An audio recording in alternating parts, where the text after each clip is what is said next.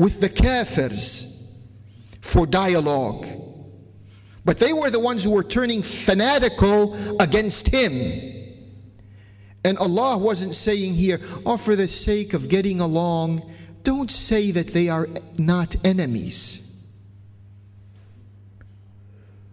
Regardless of who the outward Muslim is, with his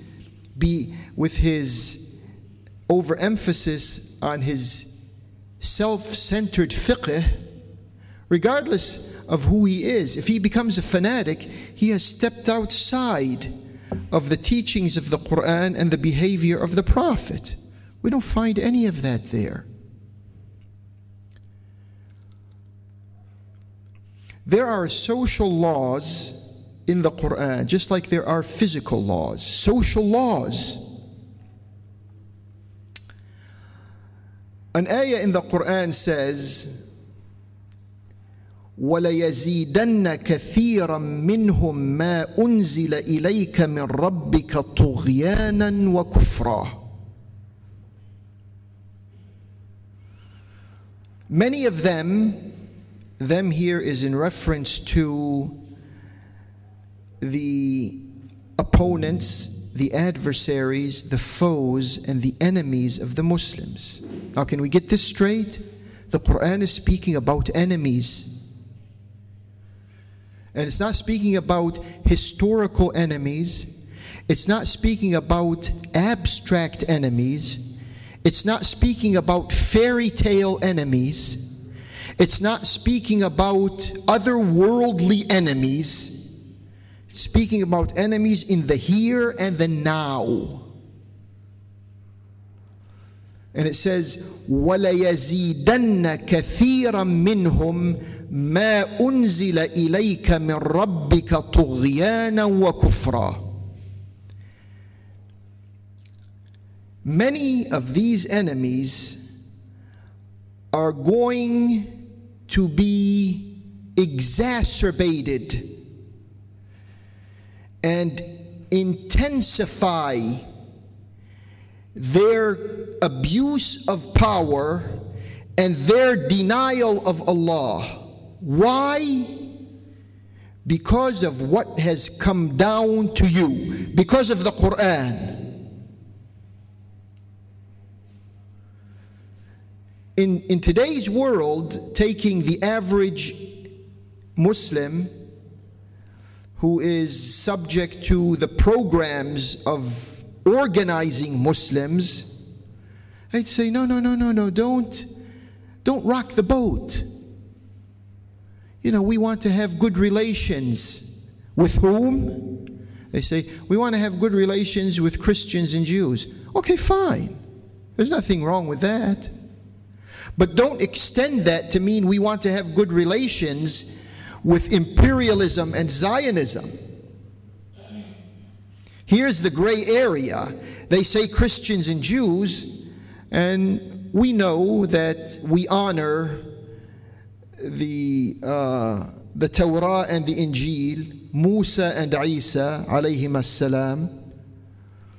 But that doesn't mean that we are going to have to tolerate, and we are going to have to suffer, and we are going to have to bleed, and we are going to have to be killed because of Zionism and imperialism. This tafsir offers you the tools to understand Allah's words when these words are referring to enemies, and when these words are referring to friends. We come to you, and there are other social laws. I mean, I can't hear, unless I begin another project of explaining a full tafsir this evening. Obviously, I can't go through all of these, but you will understand. I assure you, as a brother, with all meekness, that you will understand what has been systematically and by the force of traditions omitted from the Qur'an. Not omitted by word. The Qur'an is preserved. إِنَّا نَحْنُ نَزَّلْنَا الذِّكْرَ وَإِنَّا لَهُ لَحَافِظُونَ. Allah has guaranteed us that no one is going to be able to change not even one syllable, not one letter in this Qur'an. Impossible. But the meaning, here is where we are lacking. We don't grasp the original and the range of meanings that come to us from Allah Tabaraka wa Ta'ala. And this Qur'an, this tafsir of the Qur'an helps you. It's an extended hand to try to help you overcome centuries of ignorance, centuries of unfounded traditions, centuries of fanaticism, centuries of division, centuries of Orientalism and missionaries and armies and militaries, all of them doing to us what they did, and we falling victims to our own ignorance and becoming what we are today. We are approaching the month of Ramadan, and the month of Ramadan, it is highly recommended, highly encouraged to read the Qur'an. And not to read the Qur'an like a machine or a parrot, but to read the Qur'an with your mind, to understand what Allah Jalla Sha'nuhu is saying. This is an opportune time to obtain this tafsir. And if you know a friend or a relative or an acquaintance who you think may potentially understand and is willing to understand the meanings of this Qur'an, this is the opportune time also to introduce him to something that will teach him much about Islam, whether he's a Muslim or a non-Muslim. That's another issue.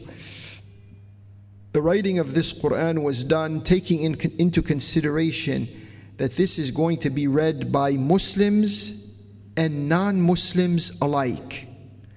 There's a glossary, there's a breakdown of the meanings, there are footnotes, there are so many things that go into this to try to make its meanings available to you without much of a sweat.